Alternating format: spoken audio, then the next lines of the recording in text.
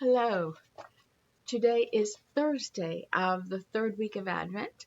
We have the 3 candles lit in the Advent wreath, and we're continuing the story of Ishtar's Odyssey. Today's chapter is titled Decha of Megiddo. Ishtar sat on his golden throne, his loyal and loving subjects shouting he jerked awake. "What's going on here?" he shouted. It took a few moments before he realized that he was riding atop Musa, and he was sitting behind Jotham. "Good morning, friend," Jotham said. "It is daylight, and we still travel toward Jerusalem. Your servant Kazim lifted us up here in the night." "He's not a servant," Ishtar said, and then looked upward. "The star is gone. I will speak with my father." He slid down off the camel and ran forward along the caravan, which swayed slowly back and forth in the sun. He spoke with his father and then returned to Jotham. "My father said we followed the star all night," Ishtar reported as he walked along Musa. "They set their sights on it and follow its course still." The caravan continued on for a time and then stopped at a narrow plateau between the rocky hills. Only a few tents for the women were set up. All the men lay down to sleep out in the open. Jotham and Ishtar weren't tired, though, since they'd slept on the camel all night. So they set out exploring the desert hills. It was Kazim's turn to sleep, so Yazdan followed them. The boys found plenty to do. They chased scorpions and snakes, except for the ones they knew to be dangerous. And they tried to catch the few small animals that they saw. But then, just before noon, they saw a rare sight. A silver fox was prowling around the bushes, stalking a hare a few feet away. Carefully, Jotham and Ishtar worked their way through the brush, trying to sneak up on the fox. They didn't get any closer than 20 feet before it heard them and took off running.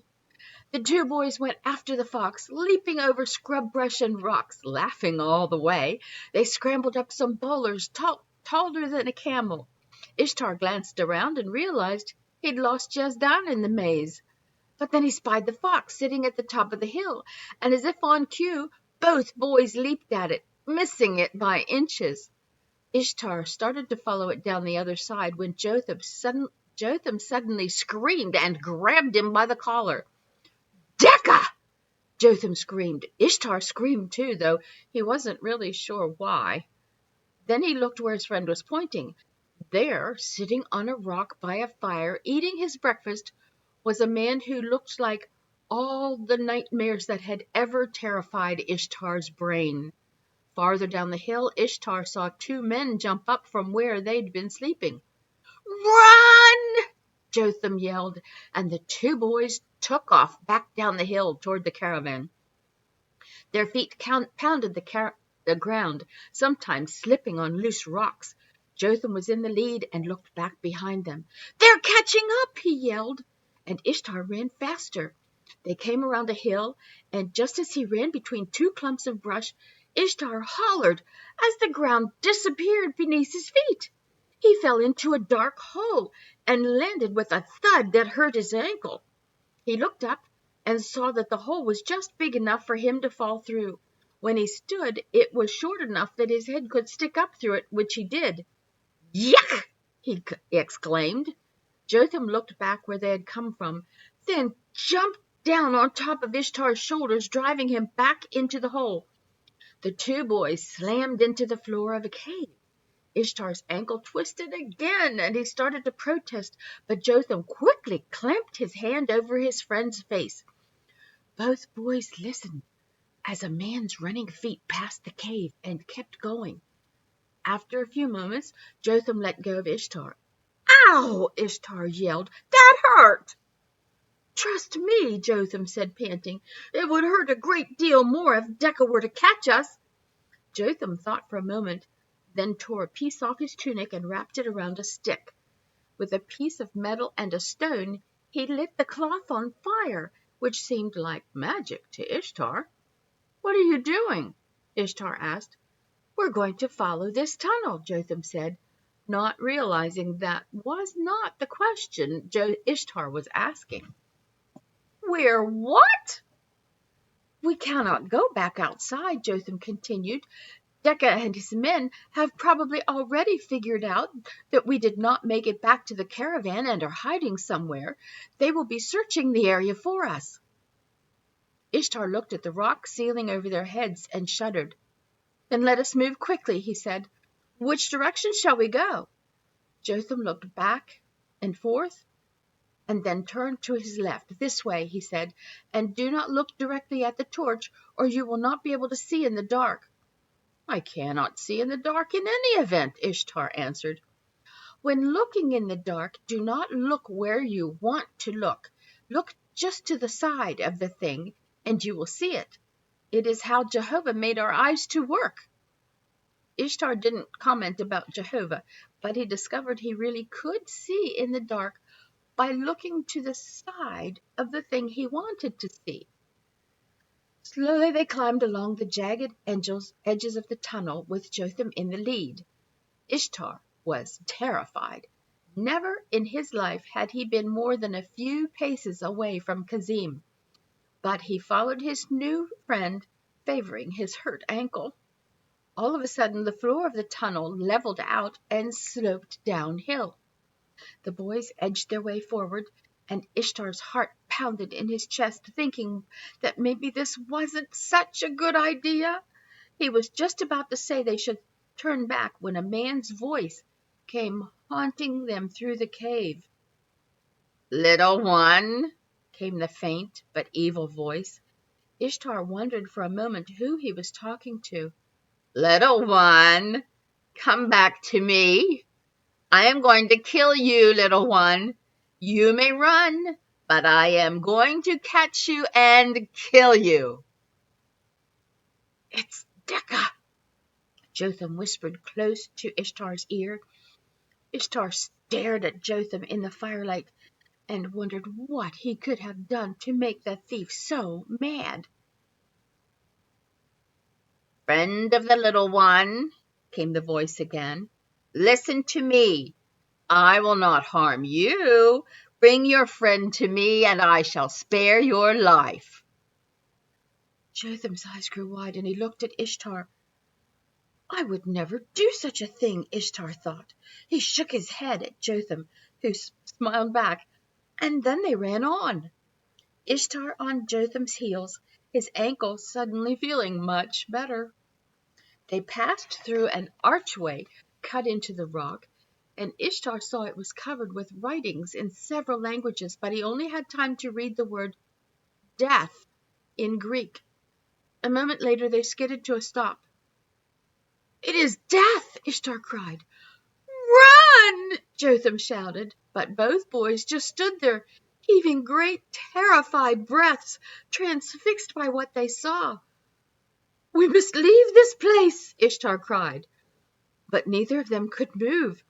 They inched their way forward, cut into the walls of the cave in front of them.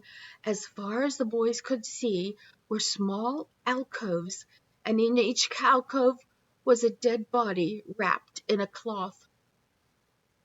"Who would do such a terrible thing?" Ishtar asked, his nose scrunched in disgust. "What terrible thing?" Jotham panted, his own face twisted in horror at the sight.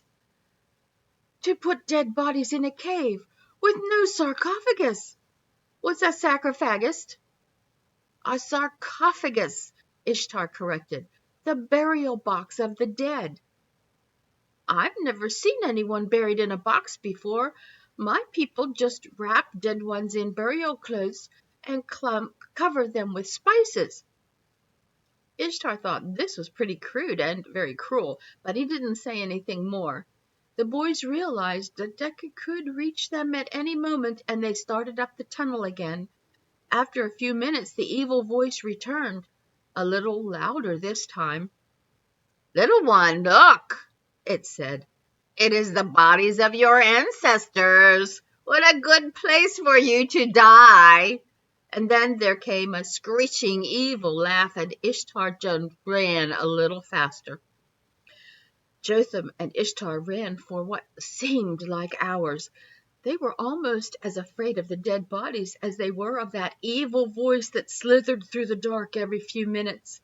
Finally, the tunnel ended in a huge room filled with more carvings.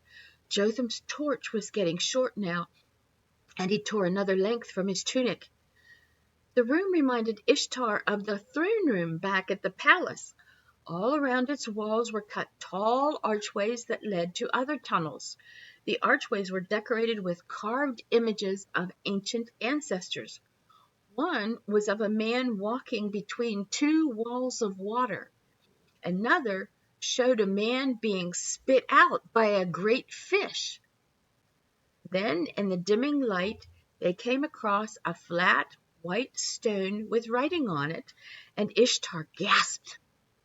Jotham looked at him in amazement. "You can read this?" "Yes," Ishtar said, barely able to whisper. "It says, 'We wait in peace, for this is the place where the Messiah shall come to earth.'" At that moment the voice of the devil cut through the dark. "I am here, little one," Decha hissed like a snake. Jotham screamed and spun around in terror. In the orange light of the torch, Ishtar saw Decha's face only inches away from his friend. "Yes, I am here," Decha hissed again, "and now you are finally mine." Decha grabbed the front of Jotham's tunic, but Jotham plunged his torch square into the ugly man's face. Decha screamed and let go, holding his face in his hands. "Run!"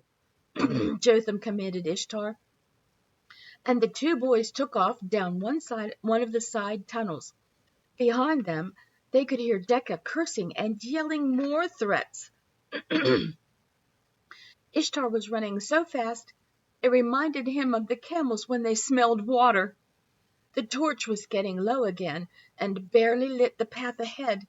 A moment later, the tunnel turned, but the boys didn't, and they crashed head first into a skeleton hanging in an alcove.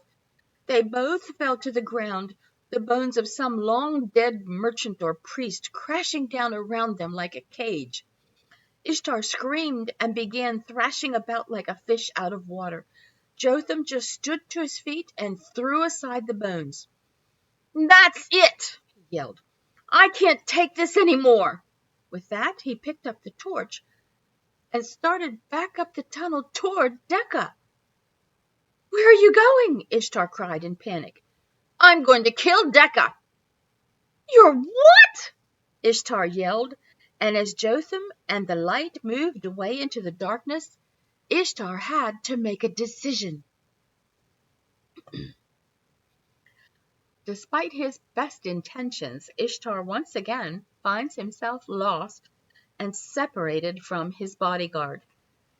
Despite our best intentions, we all sometimes make mistakes or do things we know we shouldn't, which separates us from the one who helps us and protects us. All it takes to find him again is to realize we were wrong, ask his forgiveness, and cry for help. In Psalms it says, "The Lord is near to all who call on him, to all who call on him in truth."